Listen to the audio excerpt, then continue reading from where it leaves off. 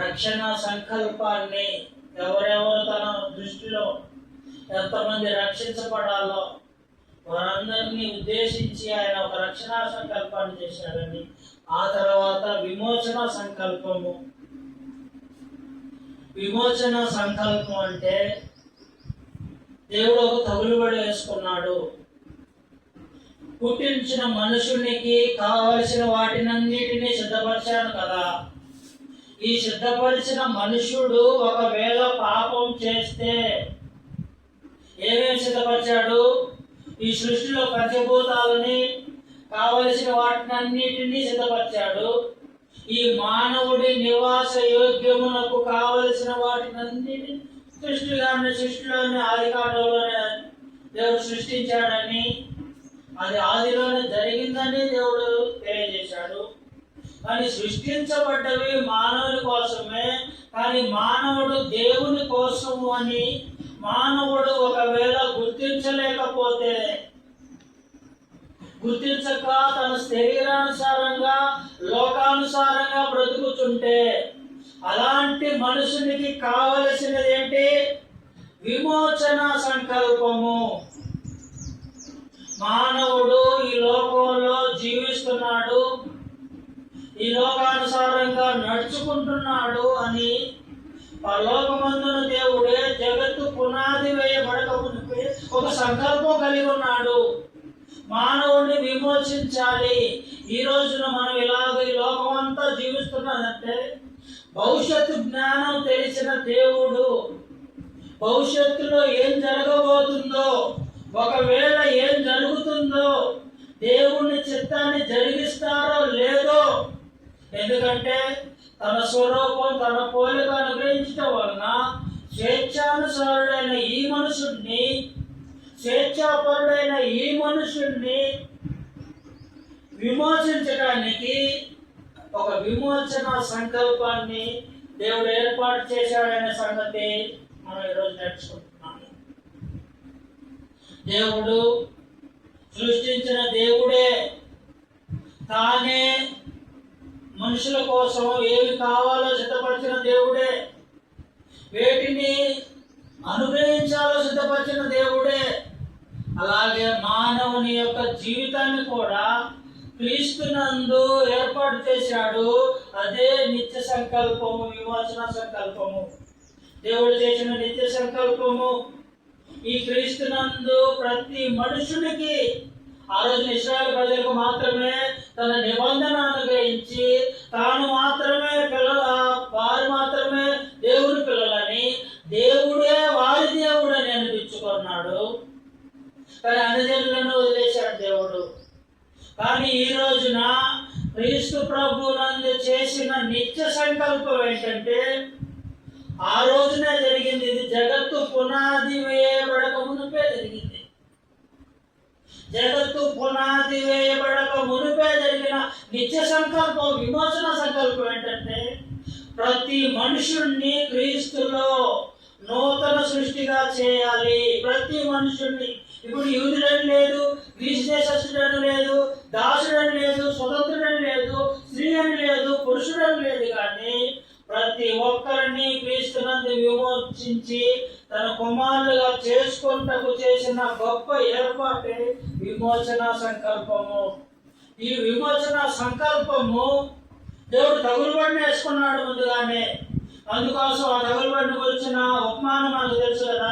లోక సువార్తలో ఒక గోపురం కట్టించిన ఎడల తన దగ్గర ఎంత ఉందో లేదో చూసుకొని, తనకి ఎంత కావాలో ముందుగానే తగులుబడి వేసుకొని తను మొత్తం సిద్ధపరచుకొని తను ఇల్లు కట్టడానికి ప్రారంభిస్తాడు అని అన్నప్పుడు, అలాగనే ఈ సృష్టిని చేసినప్పుడు కూడా, అలాగే మానవుడిని చేయక ముందే దేవుడు ఒక తగులుబడి ఒక ప్రణాళిక వేసుకున్నాడు.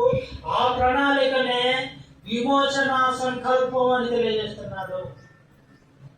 దేవుడు ఏదైతే ముందుగా సిద్ధపరిచాడో, ఎప్పుడు ఈ ఇశ్రాయేలు ప్రజల్లో దేవుణ్ణి అందు భయభక్తులు కలిగిన అన్ని జనులను కూడా దేవుడు అంగీకరించలేదు. కానీ అప్పుడు లేదు, ఇప్పుడు ఉందా?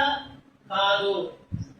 అనాది సంకల్పంలోనే సృష్టి చేయక ముందే, జగత్తు పునాది వేయబడక మునిపే దేవుడు మనుషుల్ని విమోచించాలి అనే ఒక గొప్ప సంకల్పాన్ని దేవుడు ఏర్పాటు చేశాడు. అలాంటి సంకల్పంలోనికి ఎంతమంది ప్రవేశిస్తారో వారందరూ దేవుని పిల్లలుగా బ్రతికే అవకాశం ఉంటుంది. ఏదైతే అది దేవుడు చేశాడు కదా, సంఘం చేశాడు కదా. ఏదైతే సంఘం అయితే ఏంటి, భక్తి అంటున్నాడు కదా. ఏదైతే ఏమైంది, విశ్వాసం అంటున్నాడు కదా. ఏదైతే ఏమైంది కాదు, సంఘం అంటున్నాడు కదా. ఏదైతే ఏంటి, అలాగ అనుకోకుండా దేవుడు ఒక ప్రణాళికను, ఒక సంకల్పాన్ని సంఘం గురించి కలిగి ఉన్నాడు. క్రైస్తవ జీవితాన్ని గురించి కలిగి ఉన్నాడు.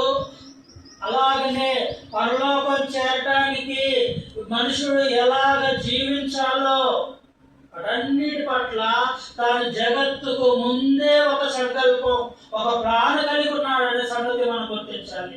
ఈరోజు మనోలైనా మన బంధువులైనా ఏదైతే సంఘంలో ఉంటున్నారు కదా అంటే దేవుడు నిశ్చయించిన సంకల్పంలోనికి ప్రవేశించారా లేదా? దేవుడు నిశ్చయించిన సంకల్పంలోనికి ప్రవేశించకపోతే ఏమవుతుంది? దేవుడు శక్తిలో వాళ్ళు ఉన్నారు కదా, దేవుడు పిల్లలుగా బ్రతికే అవకాశం లేదు కదా. ఏదైతే అది బ్రతుకుతున్నారు, ఏదైతే అది ఉంటున్నారు అని మనం పొరపాటు పడి వారికి తెలియజేయకపోతే ఏం జరుగుతుంది? విమోచన సంకల్పం ఎవరి కొరకు ఉద్దేశించబడ్డదో ఆ ఉద్దేశానికి తెలియకుండా పోతుంది. ఆ ఉద్దేశంలోనికి లేదా సంకల్పంలోనికి ప్రవేశించకుండా పోతుంటారు మనుషులు. దేవుడు ఎప్పుడు నిర్ణయించాడు? జగత్తు పునాది వేయబడక మునిపే దీన్ని నిర్ణయించాడు. ఎందుకు నిర్ణయించాడు? మన మహిమ నిమిత్తం నిర్ణయించాడు. పాపం చేసిన వాడు చనిపోవాలని, పాపం చేసిన వాడు నరకానికి పాత్రుడవ్వాలని దేవుడు ఎలాగైతే ఆరంభంలోనే లేకపోతే సృష్టి ప్రభు యేసు అంటాడు, అయ్యా నా తండ్రి చిత్తం నెరవేర్చిన వారు ఆది నుండి మీ కొరకు సిద్ధపరచబడిన రాజ్యము స్వతంత్రించుకోండి. ఆది నుండి మీ కొరకు సిద్ధపరిచిన నరకాగ్ని నిత్యాగ్నిలోనికి వెళ్ళిపోండి. ఆదిలోనే ఎలాగ నిత్యత్వము, నరకము ఎలాగ సిద్ధపరిచాడో ఆ సంగతులు అంతకు ముందే ఒక క్రైస్తవ జీవితాన్ని సంకల్పించాడనే సంగతి మనం నేర్చుకోవాల్సిన వారమై ఉన్నాము.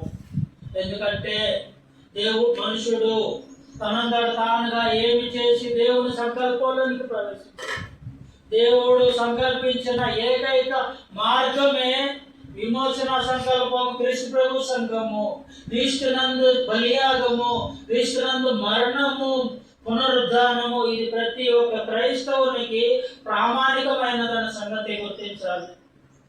కొరింథీయులకు రాసిన 2వ పత్రికలో మనుషుడు ఏ విధము చేతనైనను తన పాపం నుండి విడిపించబడినాడు కాబట్టి తానే దేవుడే వారి అపరాధములను వారి మీద మోపక క్రీస్తునందు మోపి అని తెలియజేశాడు.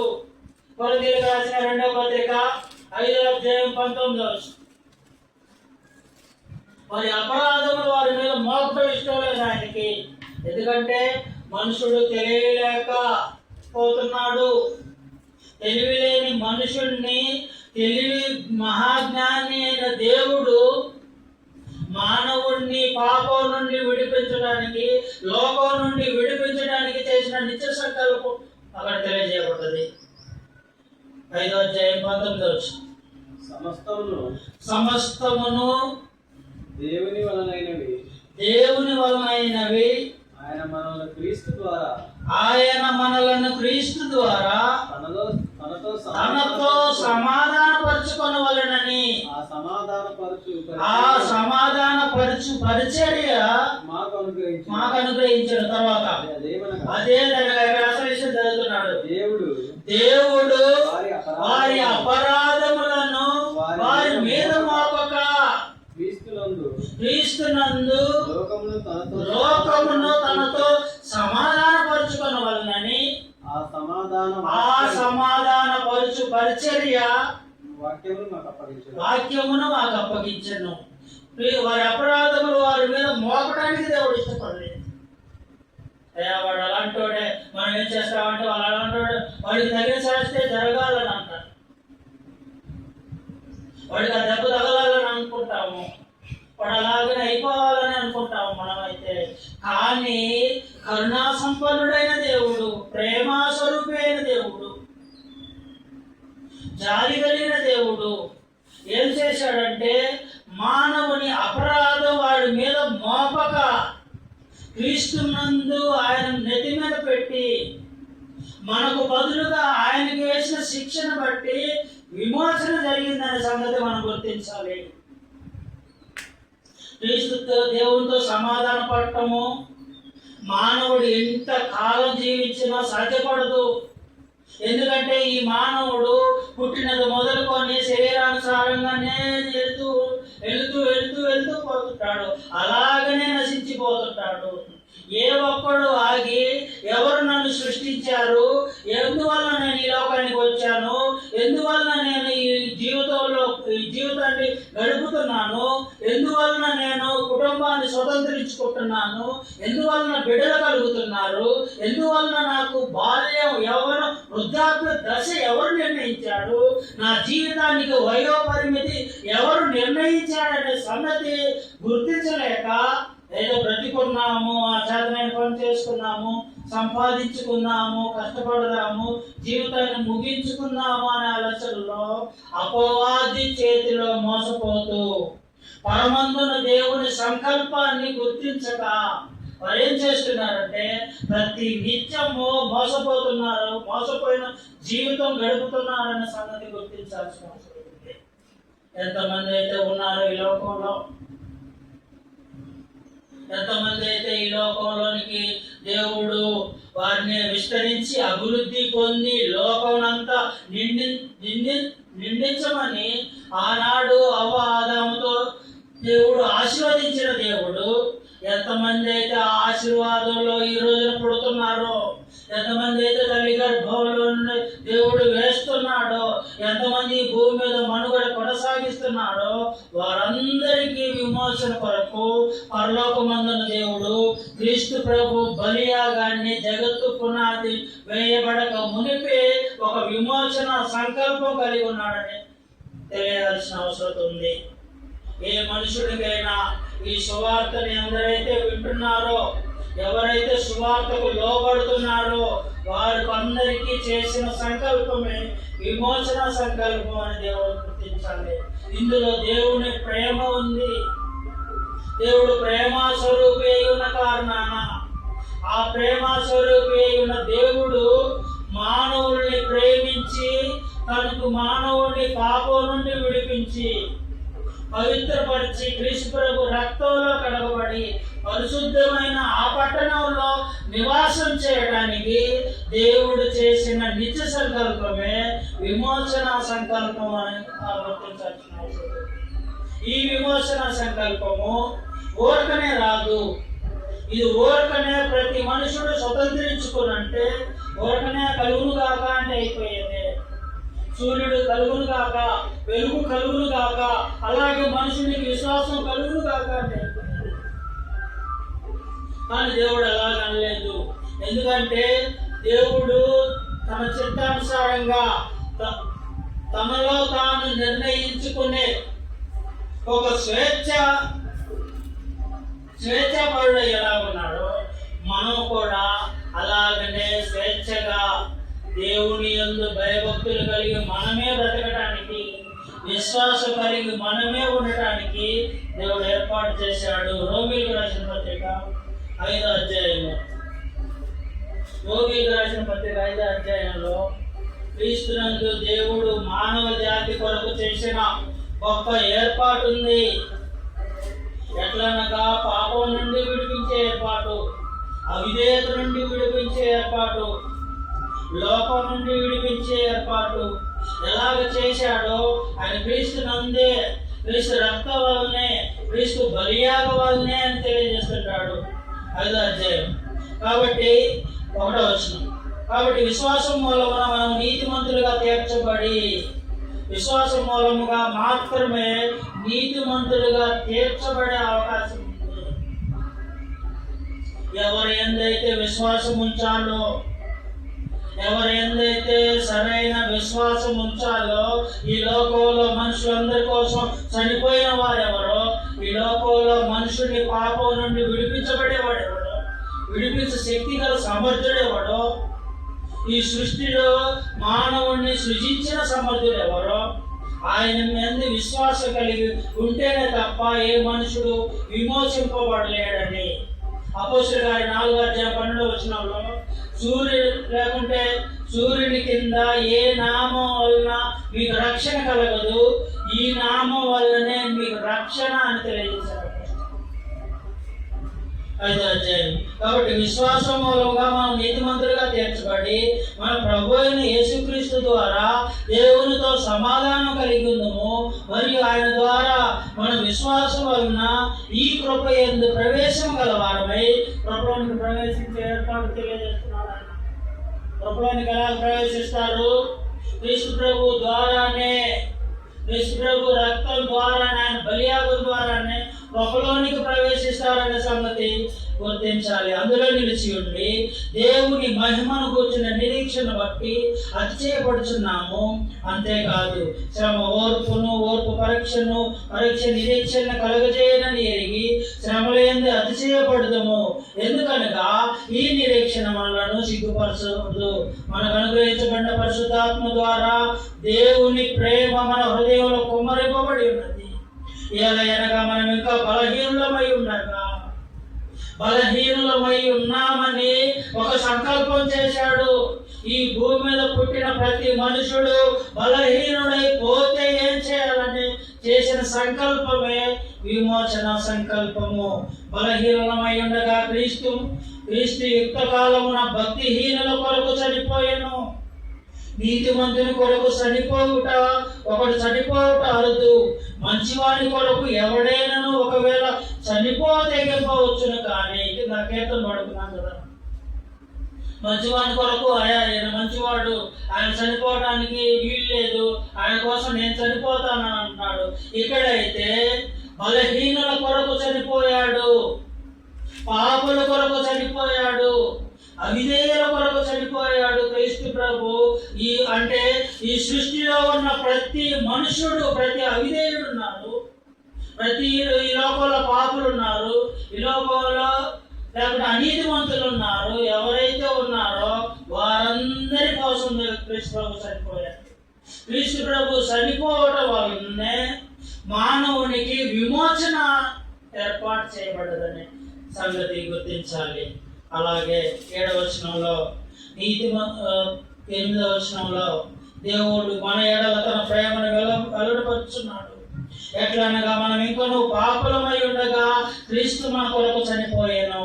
కాబట్టి ఆయన రక్తం వల్ల ఇప్పుడు నీతిమంతులుగా తీర్చబడి మరింత నిశ్చయముగా ఆయన ద్వారా ఉగ్రత నుండి తప్పించుకుందాము అని తెలియజేశాడు. దేవుని ఉగ్రత ఏదైతే ఉందో ఏమన్నాడు? ఎఫెసీయులకు పత్రిక 2వ అధ్యాయంలో మీరు అపరాధముల చేతను పాపముల చేతను మీరు చచ్చిపడి ఉండగా క్రీస్తు ద్వారా ఆయన మిమ్మల్ని బ్రతికించెను అని తెలియజేశాడు. శరీరం యొక్క మనసు యొక్క కోరికలకు కోరి వాటిని నెరవేర్చుకున్నప్పుడు స్వభావ సిద్ధంగా దేవుని ఉగ్రతకు పాత్రులైనప్పుడు క్రీస్తు ప్రభువుని లోకానికి పంపించి 33.5 సంవత్సరాలు ఆయన జీవించిన క్రైస్తవ జీవితాన్ని బట్టి, ఆయన పొందిన గాయమును బట్టి, ఆయన కార్చిన రక్తాన్ని బట్టి, ఆయన బలైపోయిన బలిని బట్టి మానవ జాతికి చేసిన విమోచన సంకల్పం అని గుర్తించాలి. దేవుడు ఎంత గొప్ప సంకల్పమో! ఈ రోజునకి ఉచితంగానే నాయన తండ్రి అని మనం మొరపెడుతున్నామంటే, ఆనాడు లేవీయులు వంశంలో అహరోను యాజకత్వంలో అతి పరిశుద్ధ స్థలంలోనికి వెళ్ళిపోయి వారు మాత్రమే దేవుడితో మాట్లాడి అన్యజనులైన వారిని లేకుంటే ఇశ్రాయేలు ప్రజల్ని బయటనే ఉంచి వారు మాత్రమే లోపలికి వెళ్ళి వారి పక్షాన దేవుడు పాపములు క్షమించబడి ఆ బలిని వారి బలిపేట మీద ప్రోక్షించి వారు తిరిగి పాపం నుండి శుద్ధీకరించే ఏర్పాటు జరిగింది. అంటే దేవుడు వారితో డైరెక్ట్ గా మాట్లాడిన దాఖలే లేవు పాత నిబంధన గ్రంథంలో. కానీ ఇప్పుడు పరిశుద్ధ స్థలములోనికి మనమే ప్రవేశించి యాజులైన యాజకుల సమూహంగా చేసిన దేవుడు క్రీస్తు ప్రభు బలియాగ వలన మనకు గొప్ప అవకాశాన్ని ఏర్పాటు చేసిన దేవుడు మన యందు కనికరపడి మనము తన ఎదుట పరిశుద్ధులము నిర్దోషులమై ఉండవలనని జగత్తు పునాది వేయబడక మునిపే ఒక సంకల్పం కలిగిన వాడు ఏం చేశాడు? క్రీస్తు నందు విమోచించాడు మనల్ని సంగతి మనం గుర్తించాల్సిన వారమై ఉన్నాము. అందువలన ఈ విమోచన సంకల్పం క్రీస్తు బలి వలన విమోచన ఒకటి. క్రీస్తు బలి వలన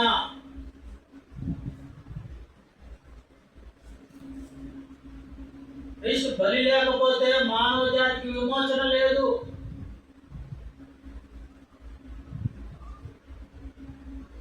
క్రీస్తు బలికి వేరుగా కూడా విమోచన లేదు. ఆ క్రీస్తు బలికి వేరుగా లేకుంటే ఏదైతే అక్కడ ఉంటాలే అక్కడ ఉంటే నాకు దేవునికి విమోచన దొరుకుతుంది, నీళ్ళలో మునుగుతా, వాళ్ళు నీళ్ళలో బాప్తిస్మం పొందుతున్నారు, నేను ఉట్టుగా నీళ్ళలోనే మునుగుతాను 12 సంవత్సరాలకు ఒకసారి. క్రీస్తుకి వేరుగా రక్షణ లేదు, విమోచన లేదు.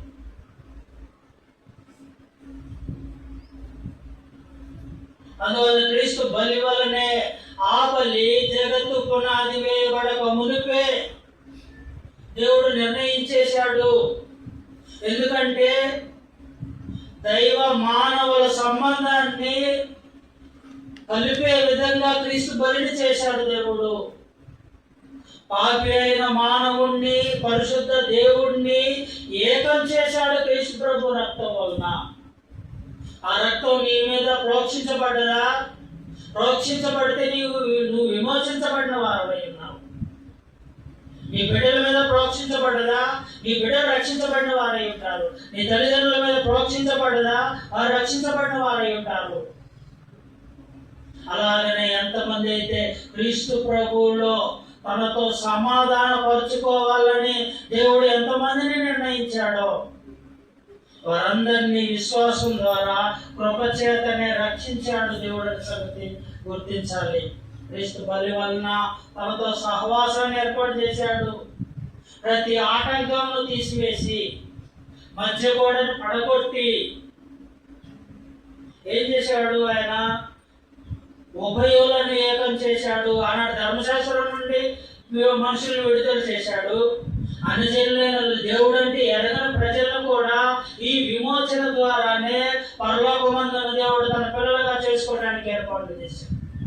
ఆ విమోచన జగత్తు పునాది వేయబడక మునిపే పేతురు రాసిన మొదటి పత్రిక 1:18-19 జగత్తు పునాది వేయబడక మునిపే క్రీస్తు ప్రభు బలిని నిర్ణయించాడు సంగతి దేవుడు అక్కడ రాయబడి ఉన్నాయి. పేతురు రాసిన మొదటి పత్రిక 1:18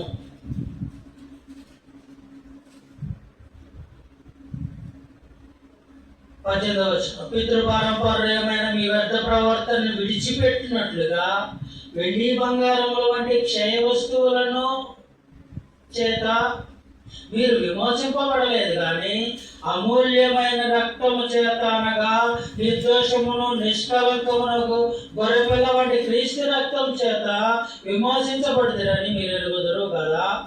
ఆయన జగత్తు పునాది వేయబడక మునిపే నియమించుకున్నాడు దేవుడు. జగత్తు పునాది వేయబడక మునిపే ఉన్నాడు ఆయన. ఎందుకోసం ఉన్నాడు? మానవుణ్ణి విమోచించడానికి దేవుడు ఏర్పాటు చేసుకున్నాడు ఆయన్ని. మానవుని నరకం నుండి తప్పించడానికి దేవుడు ఏర్పాటు చేసుకున్నాడు. మానవునితో సమాధానం కొరకు ఆయన ఏర్పాటు చేసుకున్నాడు దేవుడు. మానవుణ్ణి హృదయంలో నివాసం చేయడానికి దేవుడు ఏర్పాటు చేసుకున్నాడు ఆయన్ని. లేకపోతే ఈ హృదయంలో దేవుడు ఎప్పటికీ నివాసం ఉండే అవకాశం లేదు. ఈ హృదయం దేవుని ఆలయం అని మనకు తెలుసా? తెలియదు. ఈ హృదయం మన కోరికలకి నిలయం అని దానికోసమే ప్రతి నిత్యం బ్రతుకుతున్నారు ప్రతి మనిషి. కానీ ఈ హృదయమే దేవుని ఆలయం అని, దీనిలో ఉన్న దేవుని పరిశుద్ధాత్మకు మీరు ఆలయమై ఉన్నారని మీరు ఎరగరా అని తెలియజేశాడు. కానీ ఆ సంగతి గుర్తించిన మనుషుడు ఈ హృదయ కోరికలకు నిలయం, ఆ కోరికల కోసమే ఇవి ఉన్నవి, ఇల్లు కట్టుకోవాలో లేకపోతే బాగా పెద్ద పెద్ద స్టేటస్ లో లేకపోతే ప్రతి మనుషుడు ఇదే విధంగా ఆలోచిస్తున్నాడు. ఎక్కడెక్కడో ఉండాలని, ఆకాశంలో ఉండాలని, గొప్పగా ఉండాలని, తన హృదయంలో దాన్ని నింపుకొని జీవించే జీవితాన్ని పరలోకమందున దేవుడు ఏది చేసినా సమస్త వ్యర్థం రా బాబు, నువ్వు ఆకాశం వైపు ఆకాశంలో నివాసం చేసినా అది శరీర సంబంధమైనదే, నువ్వు ఎంత గొప్ప అయినా స్టేటస్ లో ఉన్నా అది శరీర సంబంధమైనదే. కానీ ఆత్మ సంబంధమైనది మాత్రము మనుషుడు గుర్తించాలంటే నీ హృదయంలో దేవుని పరిశుద్ధాత్మకు ఆలయంగా నివసించేది ఆత్మ సంబంధమైన జీవితం గుర్తించాల్సిన అవసరం ఉంది. అందుకోసం క్రీస్తు ప్రభు బలి వలన విమోచన, క్రీస్తు ప్రభు బలి వలన మాత్రమే ప్రతి మనుషునికి విమోచన అనే సంగతి గుర్తించాలి. ఆ విమోచన 2 అపోస్తుల బోధ ద్వారా విమోచన, అపోస్తుల బోధ ద్వారా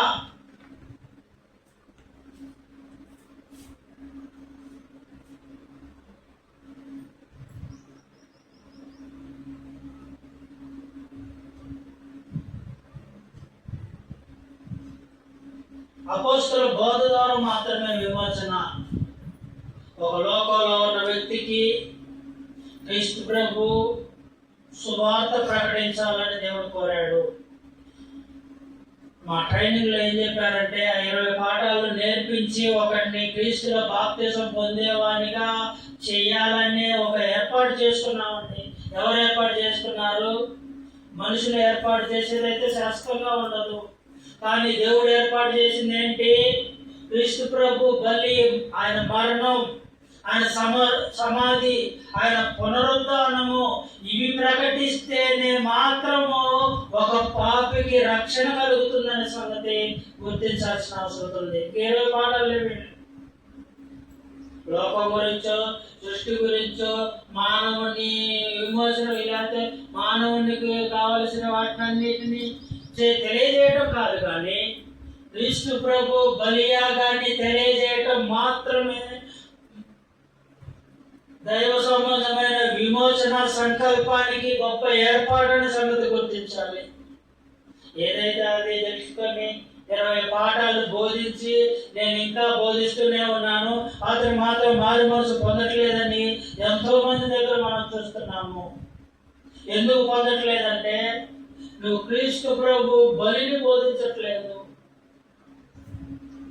క్రీస్తు ప్రభు ఎందుకు పుట్టాడో, ఎందుకు చనిపోయాడో, ఎందుకు సమాధి చేయబడ్డాడో, ఎందుకు 3 రోజుల తర్వాత లేపబడ్డాడో ఆ పాపికి లేక లోక సంబంధమైన లోకంలో ఉన్న ప్రతి వ్యక్తికి తెలియాల్సిన అవసరం ఉంది.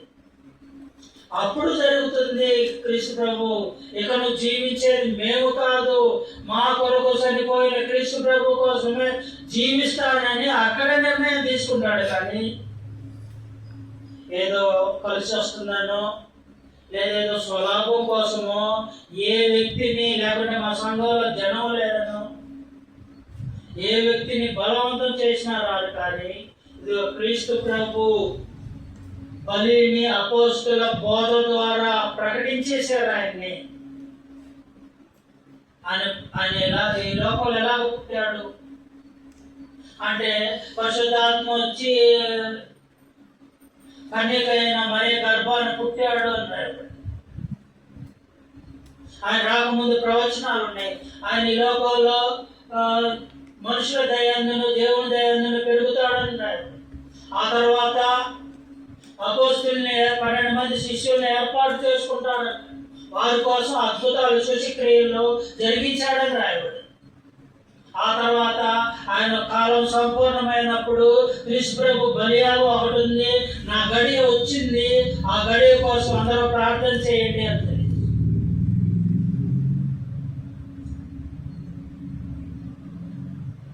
ఆ తర్వాత నేను చనిపోవాలి, మనిషి కుమారుడు మృతుల్లో నుండి లేపబడాలంటే ముందు చనిపోవాలని తెలియజేశాడు. ఆ తర్వాత 3వ దినంలో లేపబడ్డాడు. ఇవన్నీ ఒక మనుషునికి బోధిస్తే అప్పుడు విమోచన జరుగుతుంది. దానికి వచ్చిన ప్రతిఫలమే విమోచన సంకల్పము. దానికి ప్రతిఫలం మనుషుల దగ్గర నుండి దేవుడు కోరుకున్నాడు. అప్పుడు చేసిన సంకల్పమే విమోచన సంకల్పం. 3 క్రీస్తునందు దత్తపుత్రత్వము.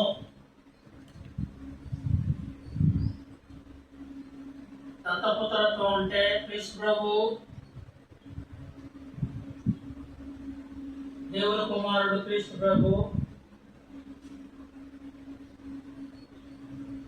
క్రీస్తునందు కుమారుడు, క్రీస్తునందు కుమారత్వము. తను ఎందరు అంగీకరించారో వారందరికీ దేవుని పిల్లలయ్యే అధికారము. క్రీస్తు ప్రభువును అంగీకరిస్తేనే ఇప్పుడు క్రీస్తు ద్వారా దత్తపుత్రత్వం, క్రీస్తు ద్వారా దత్తపుత్రత్వం.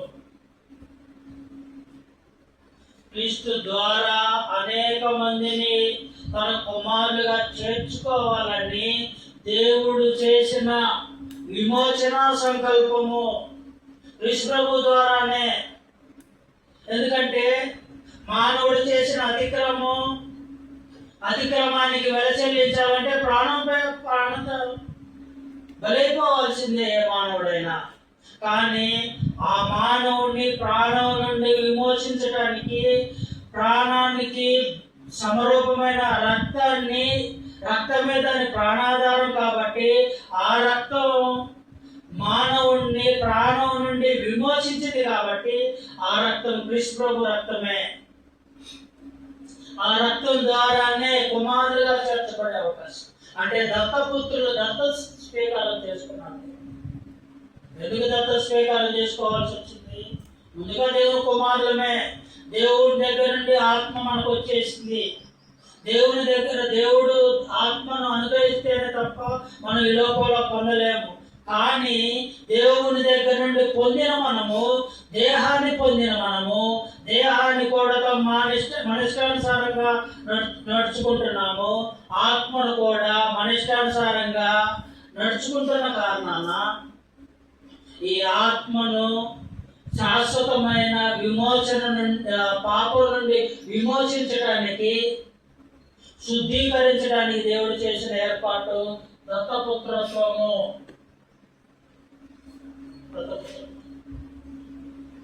గలతీయులకు రాసిన పత్రిక క్రీస్తునందు దత్తపుత్రులుగా చేసుకున్నాడు దేవుడు.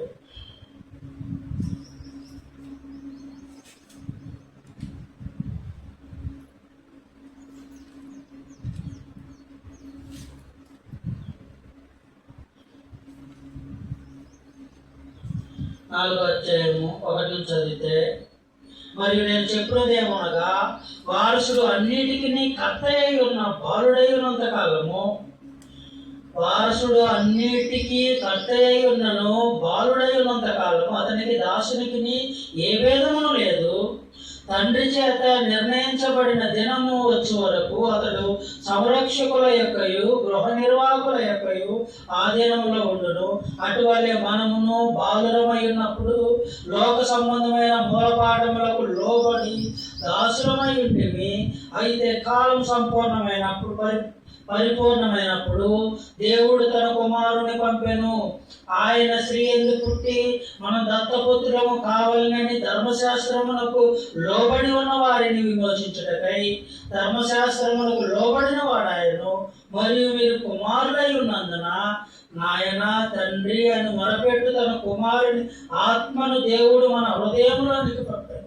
కాబట్టి నువ్వు ఇక దాసుడు కాదు, కుమారుడవే. కుమారుడు అయితే దేవుని ద్వారా వారసుడవు. ఆ కాలం మంది అయితే దేవుని ఎరిగిన వారు, ఇప్పుడు మరీ విశేషంగా దేవుని ఎరిగిన వారై ఉన్నారు. దత్తపుత్రత్వము. అందువలన నాయన తండ్రి అని మొరపెట్టే భాగ్యము, దేవునికి కుమారులుగా చేయబడే భాగ్యము, పాపం నుండి విమోచించబడే భాగ్యము, పరిశుద్ధులుగా బ్రతకటానికి కారణం ఈ విమోచన సంకల్పం అనే సంగతి గుర్తించాల్సిన అవసరం. అది క్రీస్తునందు దేవుడు ఏర్పాటు చేసిన గొప్ప సంగతిని గుర్తించాలి. 4, నూతన సృష్టి.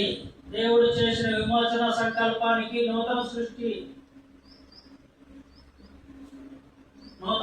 చేశాడు క్రీస్తునందు. కొరింథీయులకు రాసిన 2వ పత్రిక 5వ అధ్యాయము 17వ వచనంలో ఆ సంగతులు రాయబడి ఉన్నాయి. నూతన సృష్టి అంటే క్రీస్తు ప్రభువులో ప్రత్యేకమైన జీవితం.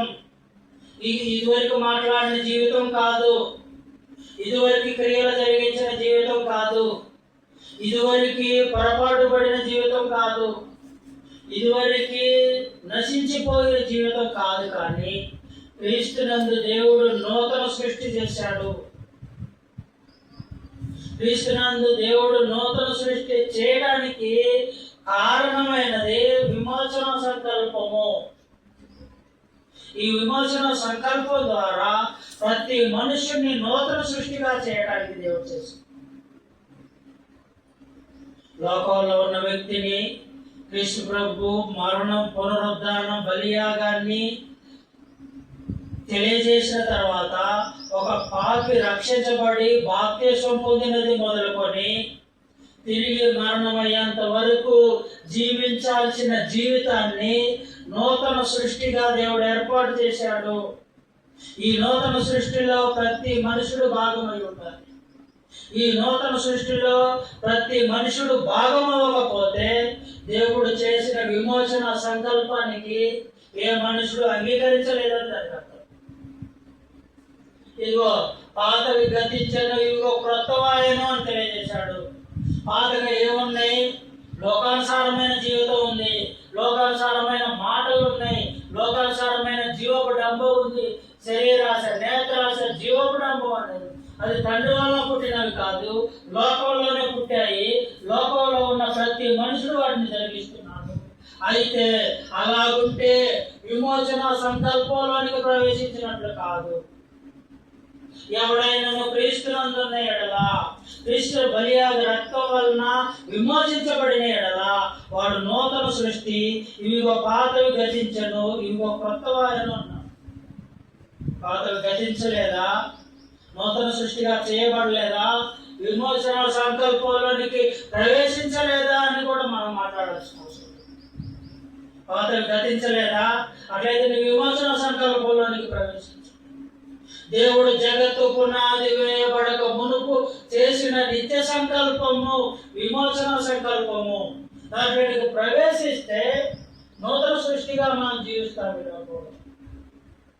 నూతన సృష్టిగా చేయబడితే విమోచన సంకల్పం, క్రీస్తు ప్రభు బలి నన్ను కడిగేసింది, ఇక జీవించేది నేను కాదు, క్రీస్తే నా యందు జీవించున్నాడనే స్థితిలోనికి ప్రతి మనుషుడు రావాల్సిన అవసరం. అప్పుడు మాత్రమే నీ మీద విమోచన సంకల్పం జరిగిందనే సంగతి గుర్తించాలి. లేదంటే పాతవి గతించకుండా లోక సంబంధమైన జీవితమే ఉంది. ఏముంది? లోక సంబంధమైన జీవితాలు చాలా ఉన్నాయి. మన జీవనం నడుచుకునే జీవితం ఉంటుంది, లేకుంటే నులివెచ్చని జీవితం ఉంటుంది. అది ప్రమాదకరమైనది. సగ క్రీస్తులో సగ లోకంలో ఉన్నట్లుగా, 2 పడవల మీద కాలు పెట్టినట్లుగా అలాంటి భయంకరమైన జీవితాన్ని విడిచిపెట్టడానికి నూతన సృష్టి చేశాడు దేవుడు. ఇకను పాతవి గతించాయి, ఇంకో కొత్తవి అయిపోయాయి. సగం లోకంలో, సగం క్రీస్తులో కాదు.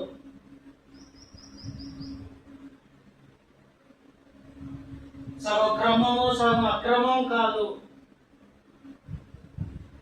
నూతన సృష్టి దేవుని విమోచన సంకల్పంలోనికి వచ్చావా? నీవు వచ్చామా? ఇంతవరకు రాలేదా?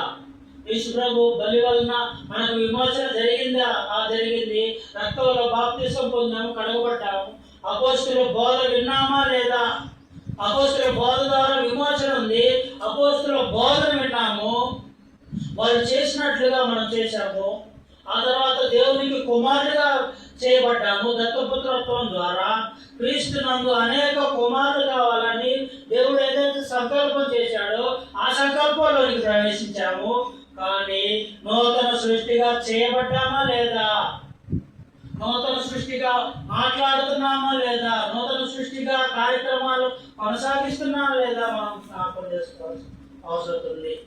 ఎఫెసీయులకు రాసిన పత్రిక నూతన సృష్టి చేయబడితే 2వ అధ్యాయము, ఎఫెసీయులకు రాసిన పత్రిక 2వ అధ్యాయము 8 నుంచి మనం చదువుకుంటే, నూతన సృష్టిగా చేయబడితే ఏం జరుగుతుందో మనకు దేవుడు తెలియజేస్తాడు. మీరు విశ్వాసం ద్వారా కృప చేతనే రక్షించబడి ఉన్నారు. ఇది నూతన సృష్టిలో బ్రతికే వారి యొక్క జీవితం. ఇది మీ వలన కలిగినది కాదు, కానీ ఎవడను అతిశయపడ వీల్లేదు. మరి వాటి అందు మనం నడుచుకున్నట్లు దేవుడు ముందుగా సిద్ధపరిచిన సత్క్రియలను చేయుటకు మనం క్రీస్తు యేసునందు సృష్టించబడిన వారమై నూతన సృష్టించబడ్డాము. క్రీస్తు యేసునందు సృష్టించబడ్డాము. ఆదామునందైతే భౌతికమైన సృష్టి తల్లి గర్భంలో సృష్టించబడ్డాము.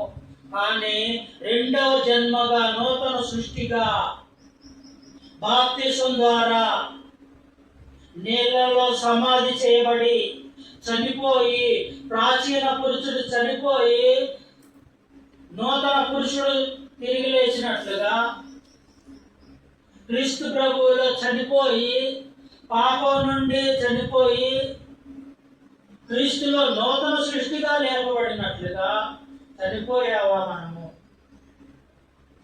క్రీస్తు యేసునందు సృష్టించబడిన వారమై ఆయన చేసిన పని అయి ఉన్నాము. ఏం చేశాడు ఆయన? బలైపోయాడు. మానవ జాతిని పాపం నుండి విమోచించడానికి బలైపోయాడు ఆయన. రక్తం కార్చాడు ఆయన.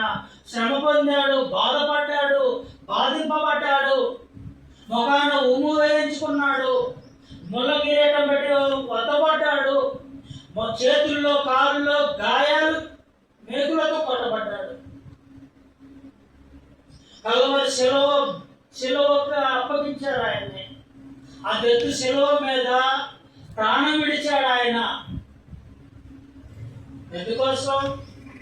ఇదిగో దేవుని విమోచన సంకల్పం కోసము. మానవ జాతిని నూతన సృష్టిగా దేవుడు చేయడానికి ఒక సంకల్పం చేశాడు. ఆ సంకల్పం కోసం ఆయన బలైపోయాడు. తన ముఖం చెంప మీద కొడుతుంటే తన చెక్కుముకి రాతి వల్లే తన ముఖాన్ని చిక్కుకున్నాడు. చెంపలు పెరుగువానికి తన చెంపలను అప్పగించాడు. కొరడాలతో కొట్టువారికి తన వీపును అప్పగించాడు. హింసించే వారికి, బాధింపబడే వారికి తన ముఖం దాచుకోలేదు, పారిపోలేదు, లేకపోతే దూరంగా వెళ్ళిపోలేదు. ఎందుకోసం చేశాడు? నీవు నూతన సృష్టిగా చేయబడటం కోసము.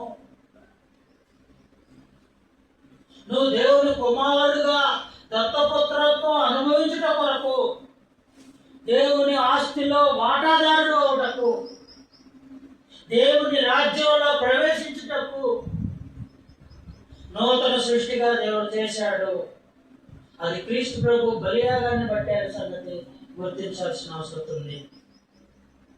క్రీస్తునందు సంఘంలో మానవ స్వరూప స్వభావాలు మార్పు జరగాలి.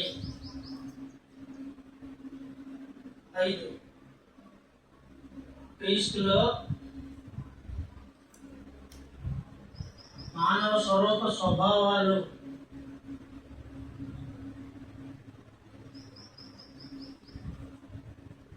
స్వరూపము స్వభావము